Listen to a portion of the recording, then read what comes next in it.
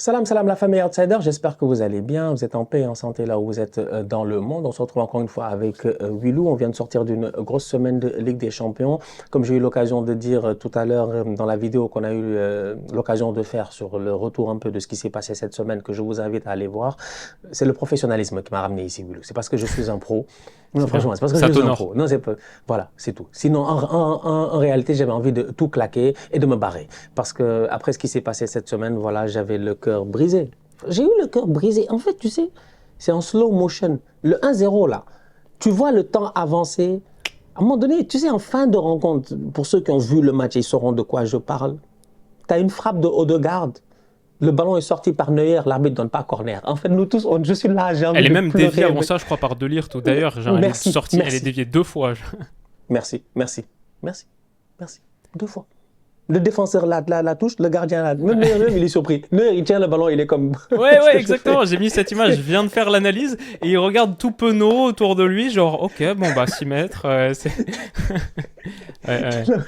C'est à ce moment-là que j'ai su que l'univers n'est pas avec nous. Que c'est mort, que c'est mort en fait, que c'est Et vraiment, tu pourtant, peux tout mec, faire. il faut pas partir en vacances tout de suite parce que vous jouez qui ce week-end?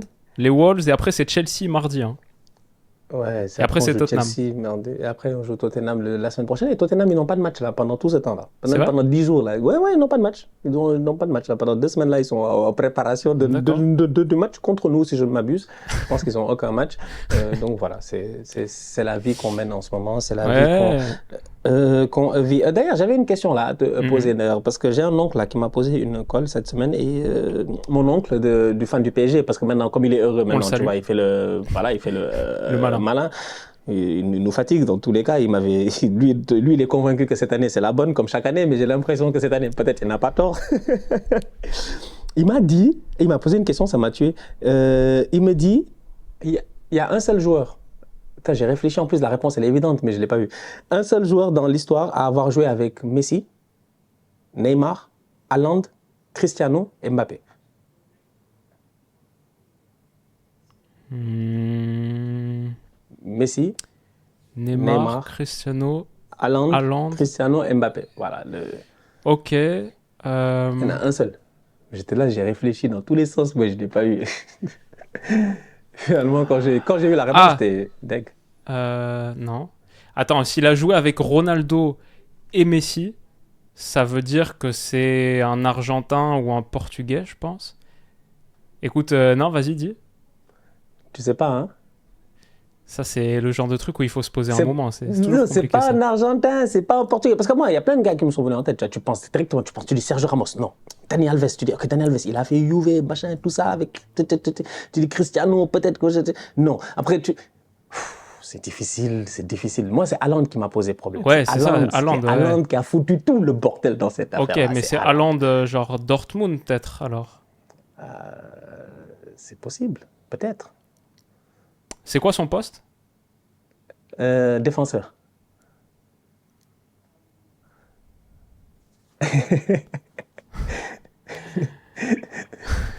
C'est vraiment. Euh... et- c'est- Non, je crois que je l'ai pas. Hein. Latéral. Droit. Bah, Euh, Cancelo, mais non, il a pas joué avec Messi, piston, ni avec Haaland. piston droit, Ah, piston de Walid Regragui, là. Hakimi. Hakimi, ouais, j'étais là, Mais oui, j'avais- Dortmund, voilà, c'est ça. c'est le Haaland Hakimi Dortmund, là, qui m'a tué, moi, en fait. C'est ça qui m'a... Aussi, Putain, c'est j'ai parce que réfléchi. quand je pense à Messi, j'ai oublié de penser Messi PSG, tu vois. J'étais plus branché sur, tu sais, Messi de l'époque, quoi. Mais Mais oui, c'est pareil. c'est vrai, bien sûr, Achraf. Achraf Hakimi. Donc voilà, donc là il va être bien heureux. Je pense que lui, quand on lui a posé, il a réussi à trouver ce truand là. Il était tout drôle, il m'a carrément dit demande à Willou. Donc là j'ai demandé à Willou, Willou n'a pas trouvé. C'est un tocard. Écoute, avec le montage, Stan, on fait beaucoup de belles choses, hein. On peut rechanger l'histoire tout de suite. MDR. En tout cas, bon, aujourd'hui on est là pour discuter de le foot. Le foot se joue à 11, ils ont dit. Mm. Et à la fin, c'est les Allemands qui gagnent. Ou bien c'est quoi qu'ils ont dit? C'est ça, c'est Lineker qui a dit ça il y a un moment C'est maintenant. ça. Et les fans du Real ont repris la même chose en disant ça se joue à 11 et à la fin, c'est le Real Madrid qui gagne. On va s'amuser aujourd'hui à parler de ces autres joueurs-là qui font pas partie des 11 qui sont souvent les premiers à être sur la feuille de match, mais qui font partie, bon, avant c'était 3 changements, aujourd'hui il y en a 5 et qui font partie des 5 joueurs qui réussissent à rentrer et qui réussissent à changer un tout petit peu le cours d'un match. Il y en a eu énormément historiquement, bon, je pense qu'on en a quelques-uns historiquement, mais cette saison, il y en a eu quelques-uns qui sont sortis, j'ai envie de dire, du lot et on va avoir l'occasion d'en discuter. Vous avez l'opportunité, vous aussi, de nous dire en commentaire c'est qui votre... c'est qui votre, j'ai envie de dire, votre remplaçant de l'année. Au basket en NBA, ils disent le Six Man of the Year, vu qu'ils sont 5. Il y a toujours un sixième qui a plus de minutes que les autres, qui rentre et qui réussit à te taper des 20 minutes par match ou quelque chose comme ça, où il est au top, il change le cours de la rencontre. Donc c'est un peu ça. Quand on dit super sub, Willou, moi, il y en a certains. Je pense que le premier nom qui vient en tête historiquement, c'est Ole Gunnar Solskjaer. Je sais pas pourquoi. Parce qu'il a marqué la dernière fois, il y a 15-20 ans, là. C'est pour cela. Ouais, 25 ans, 99. Ouais. C'est ça. C'est Solskjaer. Je pense que même quand tu vas sur Internet, tu tapes super sub football, le premier nom qui vient, c'est Solskjaer. C'est Ole Gunnar Solskjaer. C'est peut-être lui qui a popularisé un peu l'expression aussi. Parce que c'est, je pense, un concept qui n'est pas si ancien que ça. Donc, ouais, écoute, à une époque, si je dis pas de bêtises, il n'y avait même pas de remplaçant autorisé. Ah bon? C'est possible. Si tu te blessais, tu pouvais pas sortir. Après, ça remonte. Il y a aussi une époque, il y a genre 60 ans où il n'y avait pas de carton jaune, par exemple. Donc, tu vois, plus vrai. Tu remontes, plus tu trouves des trucs... Tout à fait. Des trucs un peu foufou. Donc, ouais, le concept même de remplaçant, il n'existe pas depuis toujours. Donc, ça me semblerait pas si logique que ce soit Solskjaer, effectivement, considéré comme le premier vrai super sub. Ouais. Tu me parles des trucs, ça m'a fait penser à un fait historique que je voulais juste énoncer comme ça pour la culture générale, c'est le fait que la corrélation entre la création du carton dans le football et la couleur à la télé. Mondial 74 Mexique, je pense. Je crois 70 Mexique. Au Mexique, ouais, Mexique, c'est ça. Brésil, c'est la première Coupe du Monde. C'est la première Coupe du Monde qui est à la télé en fait en couleur.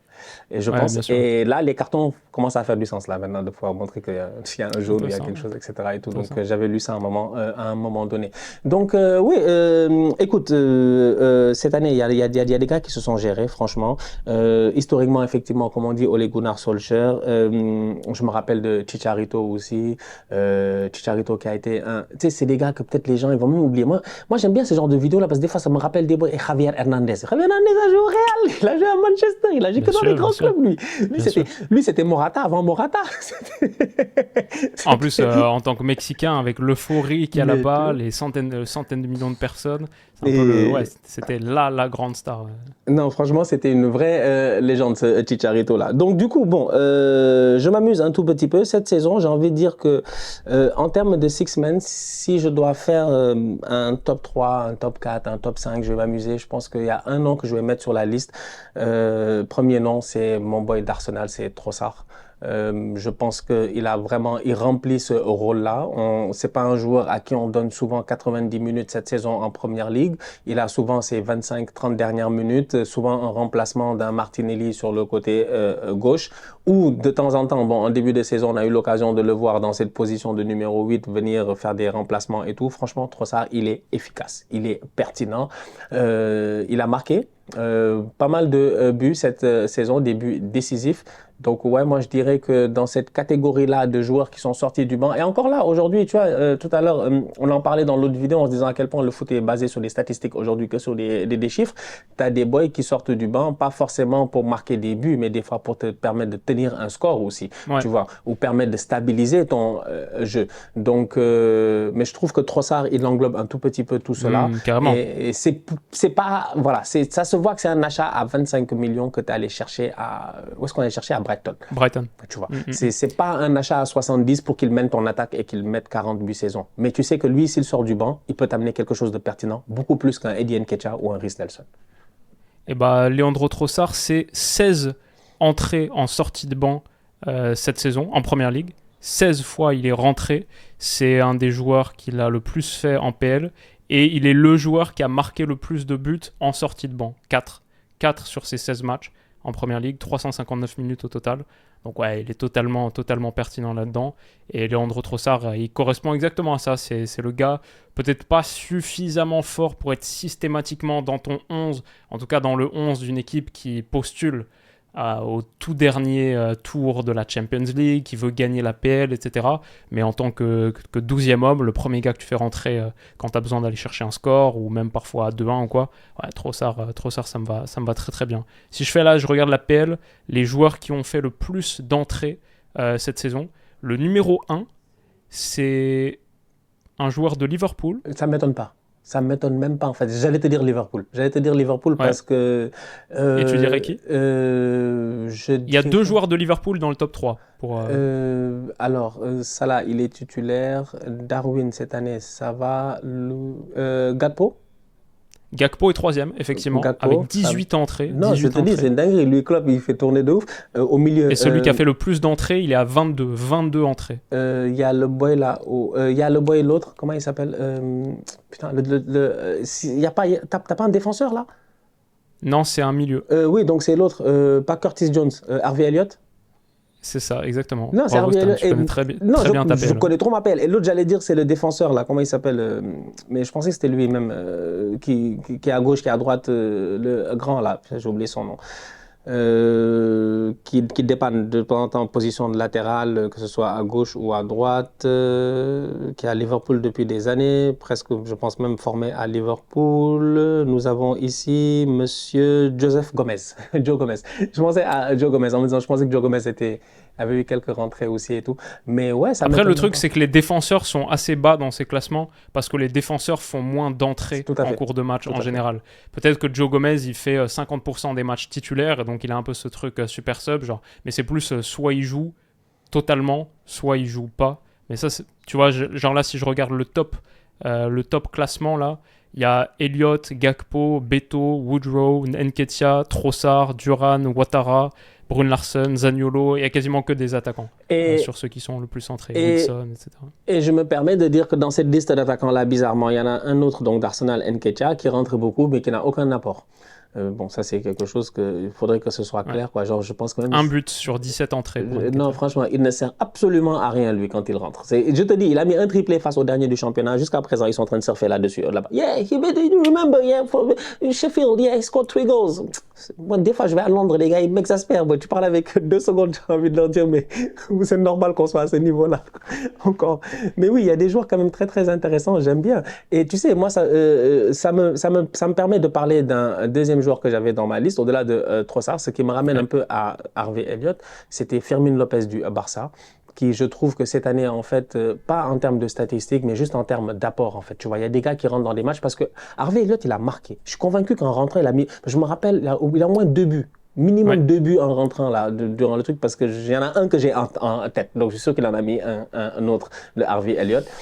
Un but et 2 passes D. Un but. Donc, un but, je l'ai en tête. C'était une frappe, là, je m'en rappelle. Et tout, je pense que c'est un but même qui leur donne les 3 points, si je ne m'abuse. Donc, tu as un Harvey Elliott qui est pertinent quand il rentre aujourd'hui, qui donne un second souffle à cette équipe de Liverpool au milieu de terrain. On sait à quel point le milieu de terrain est important dans le système de jeu de Jürgen Klopp, dans tout ce qu'il fait. En fait, le milieu, c'est la base en tant que tel. C'est vraiment, voilà, c'est le poumon, c'est la salle des machines. Voilà, c'est là où ça travaille le plus dur. On connaît la transition qui a été faite au milieu, au niveau de Liverpool. Il y a des grands joueurs à futurs grands profils qui ont été recrutés. Elliott, c'est un petit du club qui est là, qui année après année est en train de s'imposer. Et franchement, pour moi, je trouve que oui, effectivement, je pense que Klopp, il a compris dans ce rôle de super sub là pour le moment, en attendant qu'il devienne un titulaire dans les années à venir. Je trouve qu'il remplit bien le rôle. Même chose pour Fermin Lopez. C'est comme ça que moi, je prends ça en me disant que dans une équipe où normalement, tu as Pedri, tu as Gavi, tu as Gundogan, tu as Frenkie, tu as tellement de joueurs qui sont devant toi en fait dans la liste. Tu as même Oriol Romeo qui est arrivé, qui doit être devant toi. Tu as éventuellement peut-être même, je sais pas moi, allez, j'ai envie de dire, tu peux même peut-être faire désolé quelqu'un et qui peut venir être, je dis, devant toi. Firmino a réussi à s'imposer à travers les blessures et à travers des rentrées pertinentes en fait. Parce qu'il y en a... Tes intuitions sont excellentes parce que c'est le joueur du Barça qui est le plus entré en cours de jeu en Liga. 15 entrées, 15 sorties de banc pour Firmino. J'ai même pas regardé les chiffres en plus, c'est juste qu'à force de regarder les matchs, je me dis c'est toujours... Mais après, c'est qu'aussi sur le banc, il n'y a pas grand monde, mais lui, il réussit à être impressionnant. Et il a été décisif aussi. Parce que c'est un milieu qui peut apporter pas mal en projection aussi. C'est un vrai offensif, un intérieur là, dans le 3-2-5 de Xavi. Donc il peut remplir plusieurs fonctions, je pense. Ouais, beaucoup de... Bon, Ferran est le deuxième qui est le plus entré. 12 entrées en jeu pour Ferran. Ouais, Ferran aussi. Mais bon, Ferran, c'est dommage. Il ne doit pas être dans cette position-là. Parce que regarde les profils dont on parle depuis tout à l'heure. On parle de Curtis Jones, c'est un gamin.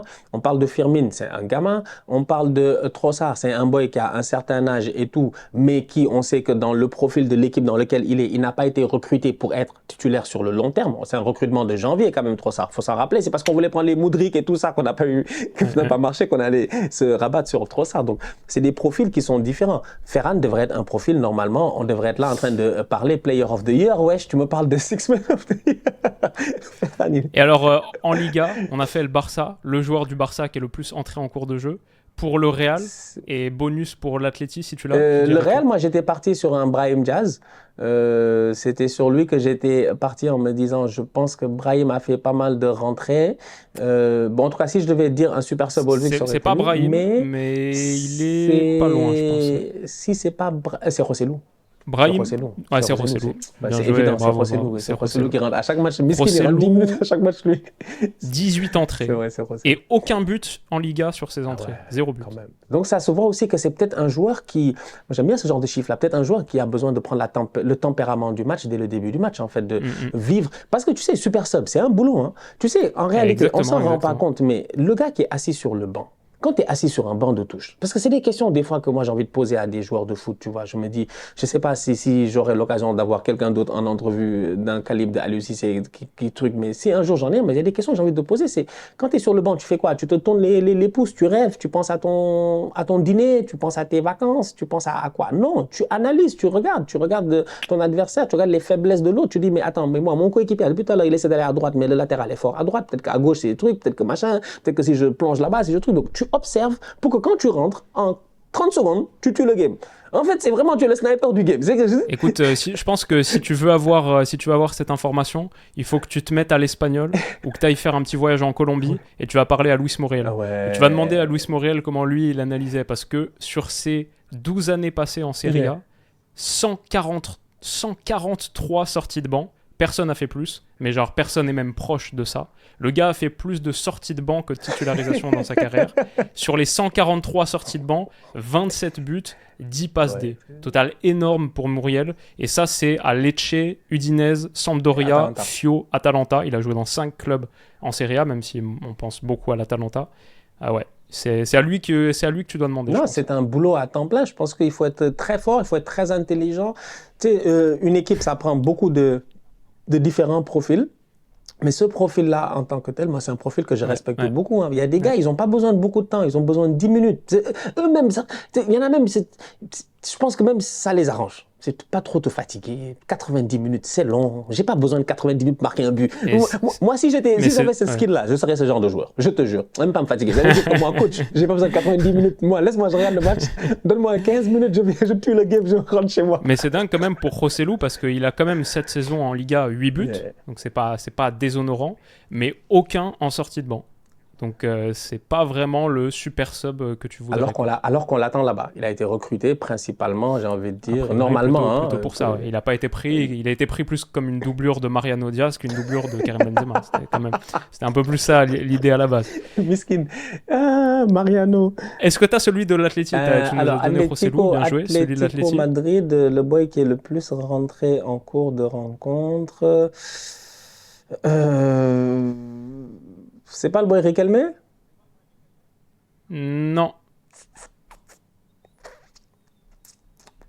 Memphis? Memphis, c'est le 3e joueur de l'Athletic qui est le plus rentré. Correa. Correa, bien joué. C'est vrai que en fait, d'ailleurs, c'est son super sub depuis plusieurs années. C'est son backup plan, c'est Correa. C'est vrai, c'est son backup plan depuis plusieurs années. 502 minutes en sortie de banc, c'est le numéro 1 de Liga. Personne n'a fait plus de minutes en sortie de banc. Et il est décisif aussi. C'est un joueur qui est quand même décisif, qui marque des buts. Il ne marque pas énormément de buts, mais il marque des buts. Il peut être très, très utile. Mais encore là, une fois, tout dépend de ce pourquoi on t'a fait rentrer, en fait, tu vois. On t'a fait rentrer parce que les gars doivent claquer un but pour gagner le match. On t'a fait rentrer parce qu'il a besoin d'un gars pour presser offensivement. C'est que Cholo, c'est ça son problème. Cholo, il fait rentrer Correa pourquoi? Pour marquer un but ou bien juste parce que Correa, il est petit, il court vite et il peut presser les gars quand il reste 10 minutes et que les gars sont fatigués, tu vois. Donc, des fois, c'est de se poser certaines questions à savoir comment est-ce que les gars gèrent certains profils. Mais oui, ça donne... Ok, Correa de l'Atlético. J'en ai un- Jamais cru. J'en ai un dernier pour toi en Liga, parce que lui, c'est le bandit ultime. 24 entrées en sortie de banc, 24, 6 buts. Le deuxième joueur qui a marqué le plus de buts en Liga en sortie de banc, c'est 3. Lui, il en a 6. Il est entré 24 fois, personne fait mieux. C'est le bandit uruguayen de 37 ans, Christian Stuani de Girone. Yeah. Il y a Dovbyk qui est titulaire, Savio, Tsigankov sur les côtés, etc. Mais Stuani, qui a encore le brassard de capitaine, à chaque fois qu'il rentre, bon, il marque pas à chaque fois, il marque 6 buts sur 24 entrées. Mais ouais, ça c'est son rôle, clair et net. 29 apparitions en Liga au total, mais sur les 29, il y en a 24 en sortie. Et il y a eu des buts aussi, je pense, qui ont ramené les 3 points. Il y a eu des buts très décisifs là, en fin de rencontre et tout ça qu'il a eu l'occasion de marquer. C'est incroyable. Mais tu vois, ça, c'est ça, 37 ans. Tu sais que tu n'as plus le corps pour courir, pour truc, tu te gères. C'est ça. Tu te gères. Le football, des fois, c'est pas très compliqué, hein. Pas très compliqué. Si tu observes bien et que tu as le bon sens de l'observation, à un moment donné, un un être humain qui est en train de courir pendant 90 minutes, il va finir par faire une erreur.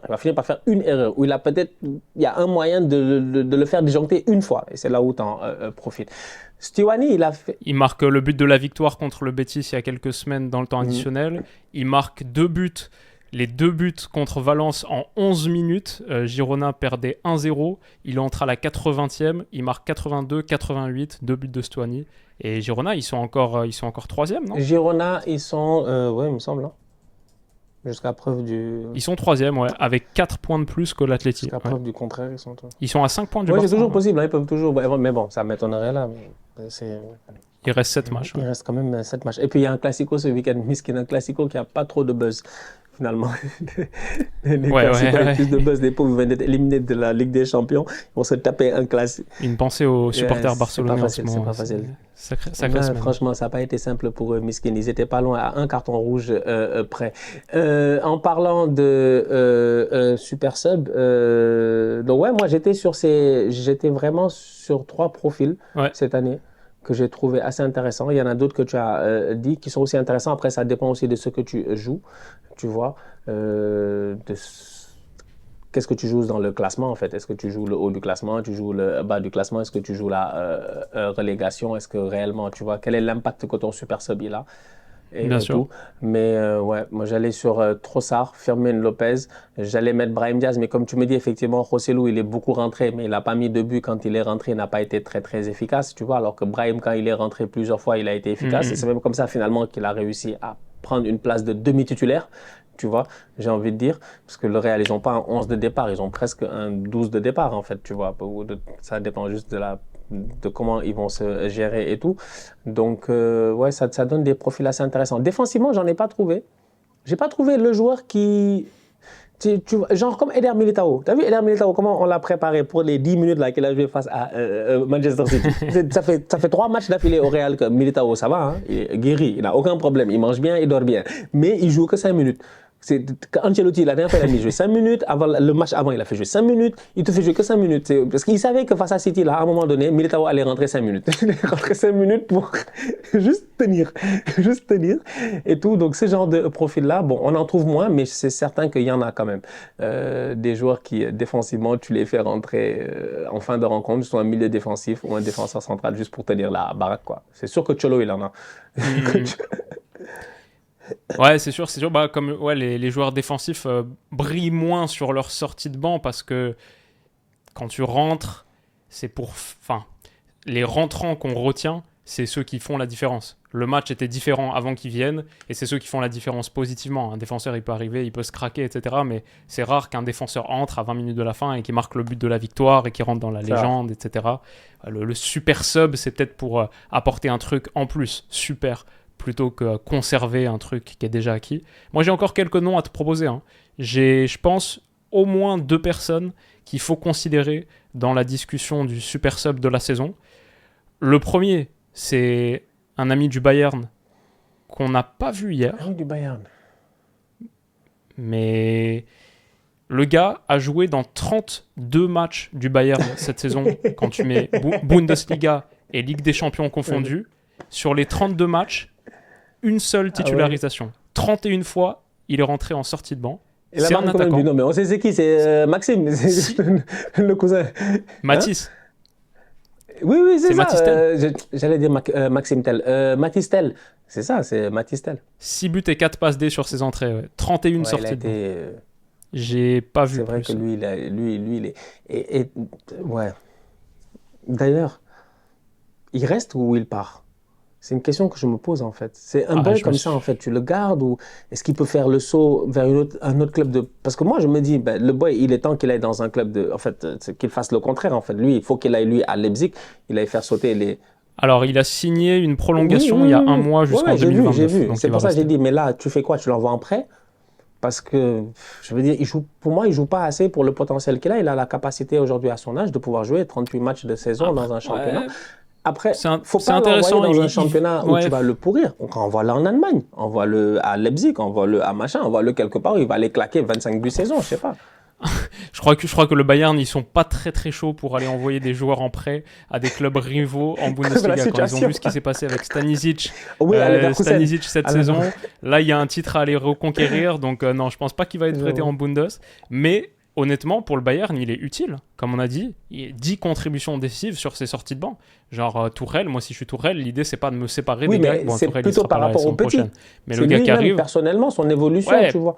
Son évolution. Peut-être. son- Mais il a encore 18 ans. Je pense que tu apprends pas mal au contact même de... Parfois, tu te demandes, est-ce qu'il vaut mieux être au contact de Harry Kane à l'entraînement tous les jours ou est-ce qu'il faut aller jouer avec Bochum des J'avoue matchs que, tu vois, je sais j'avoue pas. que sur ce point-là, tu me convaincs. J'avoue que c'est vrai que 18 Il est ans, tu encore peux jeune, donner il est encore encore 2 jeune. ans Je pense, d'apprentissage plein. Et tu sais qu'il peut jouer Oui, sur le oui, côté oui, aussi. oui. Parfois, il joue sur le côté. Parfois, il est titularisé sur le côté. Et Sané, Coman, Gnabry, ça se blesse souvent. Donc, je sais pas. Et je pense qu'il y a encore quelques années à faire. Au moins une saison de plus à faire. Mais la question est légitime. La question est légitime. Un peu avec tous les super subs d'ailleurs. Quand ils ont ce rendement-là, tu te dis tout le temps, bon, bah, pourquoi t'es sur le banc alors? Donc c'est vrai, j'entends le truc, mais je pense au moins une saison en plus avec le Bayern, c'est utile pour tout le monde. Je pense que c'est la direction que ça va prendre. Donc ouais, j'avais Mathys Tel à soumettre à ta considération. J'ai aussi un duo de super sub du côté de l'AC Milan. Ils sont sortis du banc 31 fois à eux deux en Serie A et ils ont marqué 8 buts à eux C'est deux. qui ça? C'est Luka Jovic et Noah Okafor. Ouais. Noah Okafor, pas mal. La petite prise, tu vois, on se disait... T'en avais ouais, parlé en début de saison, ouais, t'en avais parlé plutôt en début de intéressant. saison, je pense. Ouais, c'est ça, ouais, un des joueurs sur lequel il fallait garder un œil. Il était même dans ta draft, il me semble. Il était même dans ta draft de... Ouais, je crois, t'as raison, ouais, tout devant, ouais, sur un duo d'attaquants Donc, ou un truc comme ça. Mais Jovic, ça m'étonne. Et Jovic, ça m'étonne. ouais, Jovic, ouais, c'est un peu plus étonnant. Je crois qu'il a 3 buts et Okafor 5, un truc comme ça. Et Mais à sinon, l'Inter, t'as j'avais... pas Arnautovic aussi, Vas-y. il n'a pas été pertinent lui en sortant. La dernière fois, il avait marqué la dernière fois en Ligue des Champions. Ça, c'est intéressant, ouais. Regardez Arnautovic. Il a peut-être pas assez marqué en sortie de banc pour être vraiment... Mais non, après, ça, c'est les chiffres. On peut aussi considérer quels sont les joueurs qui ont le plus d'impact en sortie de banc, qui sont vraiment d'excellentes cartouches. Si demain, je suis coach, par exemple, malgré les chiffres dont on a parlé, si je peux prendre un gars pour mettre sur mon banc et être le gars qui fait la différence en sortie de banc, c'est quand même pas Mathys Tel et c'est quand même pas Noah Okafor. En vrai, je pense que c'est Jérémy Doku. Parce que Super Sub, c'est aussi la possibilité d'apporter quelque chose qu'il n'y avait pas dans le match avant et de faire la différence face à une équipe un petit peu plus fatiguée. Moi, j'ai toujours envie d'avoir Jérémy Doku sur une dernière demi-heure de match. Parfois, il peut démarrer le match, même titulaire, etc. Mais Jérémy Doku face à des jambes fatiguées, c'est pas mal. C'est pas mal. Donc, je pense lui et Alvarez aussi en remplaçant Dalland, même si ça se fait plus à Manchester City avec de la rotation. Maintenant, Alvarez, de il match à match. a gradué maintenant. C'est un vétéran maintenant, c'est un tonton là-bas, Voilà. mais oui.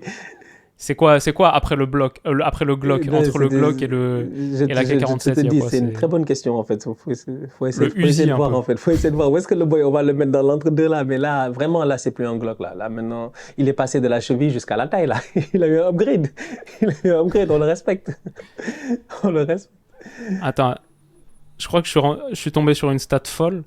Ça a dû se produire. Parce que là, du coup, je suis allé checker les jokers de Série A pour voir ce que donnait Arnautovic par rapport à la question que tu m'avais posée. Et il y a un gars qui est sorti du banc, qui est rentré une fois en cours de jeu en Série A pour un total de 36 minutes. Et sur sa sortie de banc, il en a planté 4. Mais, ok, en 36 minutes, dans un match. Ouais. Il est sorti. Il joue pour quelle équipe? L'Inter. Il joue à l'Inter. Il y a un boy de l'Inter qui est sorti du banc et qui a mis 4 buts à l'Inter. C'est la seule fois qu'il n'a pas été titularisé. Il était vénère. Hein. Et sinon, c'est un Ah ben c'est Marcus. Non, l'autre. Non, Marcus n'a pas mis. C'est Lautaro? Ouais, Lautaro, ouais. C'était dans un match Lautaro. où On l'a mis sur le banc. Inzaghi avait mis Thuram Sanchez. Il entre, contre la Salernitaine, il y a 0-0, c'est en début de saison. Il y a 0-0, il entre à une demi-heure de la fin, il en plante 4. Énervé. Ouais. Tu vois, c'est ça. Tu vois. Énervé, être vénère, c'est important de temps en temps. Moi, j'ai l'impression que, comme on disait tout à l'heure à Arsenal, il n'y a que les supporters, on est vénère. À l'intérieur, il n'y a personne, ils sont vénères. Non, il faut vraiment être en colère, en fait. Moi, je te dis, je sais pas, les matinées de gros matchs, là, il faut aller jeter des œufs sur leur voiture. En fait, il faut les fâcher, les mecs. Il faut trouver un moyen de les fâcher, qui rentrent un peu vénères. Je sais pas.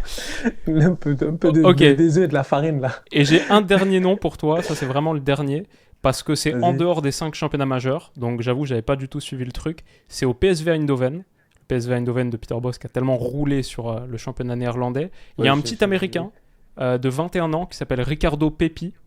J'avoue que j'avais déjà entendu parler de lui. Ah oui, le petit Pepi. Voilà, c'est ça, Pepi.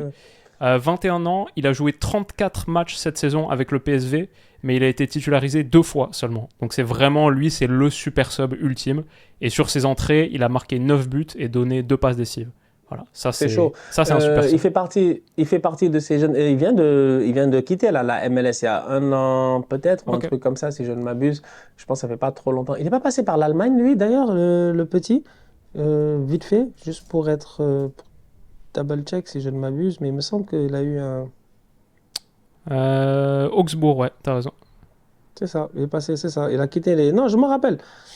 Dallas, c'est ça, c'est un boy de MLS là. Je me rappelle, il était là en train de faire feu et flamme à MLS. C'est comme quand Alphonso Davies à 16 ans, il mettait le feu à Vancouver Gate. Ouais, il y a un boy, il est trop fort. En fait, dès qu'il y en a un, il est très fort. Tout le monde sait qu'il est fort. Oui, avec les Whitecaps, tout le monde sait qu'il est fort. Franchement, dès qu'il y a un boy là qui est très fort, tout le quartier ici là, je te dis, je prends toute l'Amérique du Nord comme un quartier. Hein. Nous tous, on sait qu'il y a un boy au football, il est fort en fait, et que bientôt il va aller en Europe. Et Pépi, il en faisait partie. Il est en Allemagne, là maintenant au PSV. Tu sais, au PSV, c'est aussi drôle aussi parce qu'il y a un qui est passé de super sub lui à super player. C'est Luc de Jong. C'est Luc de Jong lui qui fait une saison exceptionnelle. C'est-à-dire que Luc de Jong du Barça là. Fait une saison, je sais pas s'il n'a pas 29 buts, 10 passes D, un truc comme ça, en Eredivisie là. Ouais, 26 buts, 12 passes. Et si tu cumules avec ses autres buts en qualification de Champions et en Champions, il est à 35 buts, pardon, et 15 passes. 35 buts, 15 passes, pas mal. C'est incroyable. C'est Luc de Jong, Ballon d'Or. Luc de Jong, Ballon d'Or. En tout cas. Et attends, Luis Muriel, il joue en MLS maintenant, depuis fin février, là. Il y a 2 mois. Tu sais où? Non, je ne savais pas, je n'ai pas vu. Orlando. Ah, Orlando, c'est bien, Orlando. Voilà. Orlando, c'était la franchise de Kaka. J'ai eu l'occasion de les voir dans le temps quand Kaka était venu jouer ici à Montréal et tout. Donc, il peut aller à Disneyland avec sa famille. Voilà. Vraiment, c'est tranquille, tu vas voir les Magic de temps en temps. Sinon, il n'y a pas un autre truc, Orlando Pirates ou je sais pas quoi. Ils ont pas mal de... Non, Orlando Pirates, c'est une équipe de foot sud-africaine, je crois.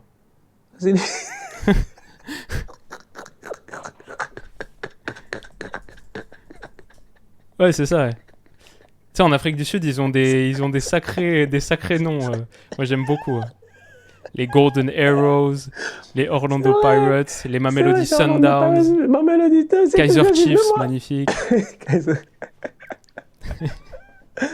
Même quand je suis sorti le truc, j'ai réfléchi, j'ai dit ça me dit quelque chose, mais il me semble que ça me dit quelque chose, mais pas dans le bon sens. En fait, mais après, le truc, c'est qu'il y a aussi une équipe de baseball qui s'appelle les Pirates de Pittsburgh, je crois. Donc ça peut mettre sur la confusion. C'est eux qui ont le signe de pirate sur la casquette et tout, ouais. Je pense. C'est eux qui ont le signe de pirate. En tout cas. Donc bref, voilà la famille, on se capte la semaine prochaine. On voit qu'on a passé une semaine éprouvante. Non, franchement, je m'en suis rendu compte. Là, en plus, toi, tu publies beaucoup là ces derniers temps. Je vois ça, donc bravo, bravo. Et oui, donc Merci. ça prend beaucoup d'énergie, hein. Franchement, à la fin, tu es. À la fin, tu dis des bêtises. Ouais, là, moi, je suis content de demain vendredi. Je pense que j'ai pas de match, c'est tranquille. Ça me donne vendredi relax, quoi. Un vendredi un peu tranquille, quoi. Pouvoir faire d'autres choses. Pouvoir faire d'autres choses et tout avant de reprendre, évidemment, ce week-end. C'est difficile, hein. Ouais, ce Tu veux week-end. dire que tu regardes pas Nice-Lorient demain? Non, pardon, s'il vous plaît. Excusez-moi, hein, franchement. Déjà, je regarde pas Al Nasser Al Faya. Déjà, déjà, moi, je regarde pas le truc. Donc, vraiment, Cagliari, Juve, Francfort, Augsbourg, tout ça, là, il faut nous pardonner. Atlético, Granada, tous ces matchs-là, ils n'ont qu'à nous pardonner.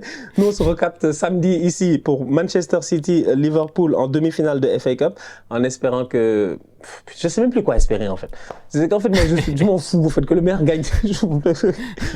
J'allais dire que Chelsea bat City pour que City, ça les traumatise. Mais si tu les bats, là, il reste 6 finales à jouer. Ils vont les gagner les 6 matchs en championnat. Bon, Chelsea, s'ils peuvent gagner un titre, ça leur ferait pas de mal. Mais bon, God forbid que Chelsea gagne un titre, alors que nous, ça fait 2 saisons qu'on va faire saison blanche. C'est-à-dire que dans tous les cas de figure, moi, ce match-là, je le regarde juste par, tu vois. Bah, il y a après Cole peu... Palmer qui rejoue contre son ancienne équipe, quoi. Ça peut être sympa. Ça aussi. En plus, il sort d'un triplé, 4-0, 5-0, quadruplé, pardon. C'est vrai, j'ai oublié le penalty gate avec les autres. Pour l'instant, hein, c'est le meilleur buteur de première ligue. Oui, à égalité avec Kane, je pense. Hein. 20, avec non Haaland. Avec Haaland, pardon. Avec Kane, ça va être compliqué, mais Pardon, avec Haaland 20. Et Watkins en a 19. Yeah. Et c'est pour cela que Watkins, la dernière fois, il a même dit, il a dit que lui, il regarde ça et il y croit aussi au titre à la fin du match contre Arsenal. Là. Il a mis un très beau but. Hein. Son but est magnifique. Putain. C'est des buts, ça. Ça, c'est des attaquants. Tu sais, je t'ai dit que tu as besoin des fois d'un boy comme ça, je sais pas. Moi, Wilou, franchement, moi, le football, la vérité, c'est que ça me rend dépressif. Je m'en rends même pas. En fait, des fois, je me rends compte que je me considère comme être dépressif à cause du football, en fait. Parce que Il faut juste que tu partes en voyage en avril. Avril, ouais. Voilà. Yeah. Ou que la saison se termine en avril. Ce serait bien, franchement. Que voilà, la saison peut se terminer dans ta tête en mars. Il n'y a pas de mars. raison de. Voilà. C'est ça. Te laisse pas affecter par toutes les informations, bah, tous les faits. Voilà.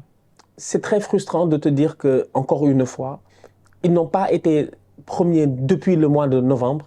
Et à la fin, ils reviennent prendre ce qui leur appartient, en fait. C'est ça qui m'énerve. On nous prend vraiment comme des petits, quoi. C'est genre, allez-y, construisez, travaillez, creusez, bêchez, tout ça. Après, c'est eux qui récoltent. Comme quand De Bruyne est parti en vacances, là, 4-5 mois, juste histoire d'être frais pour la fin, là. Haaland, il a disparu 2 mois entre janvier et mars. En fait, ils sont... Mais c'est pas possible, franchement. Nous, on est là à creuser, à arroser tous les matins. 5 heures du matin, tu es là, tu regardes l'humidité, l'eau, la terre. Est-ce que la tomate, elle va truc. Après, il y a un gars qui arrive en mars, en avril, tranquille, avec sa grosse moissonneuse, bêche, je sais pas quoi, la grosse machine de trucs, et il ramasse tout.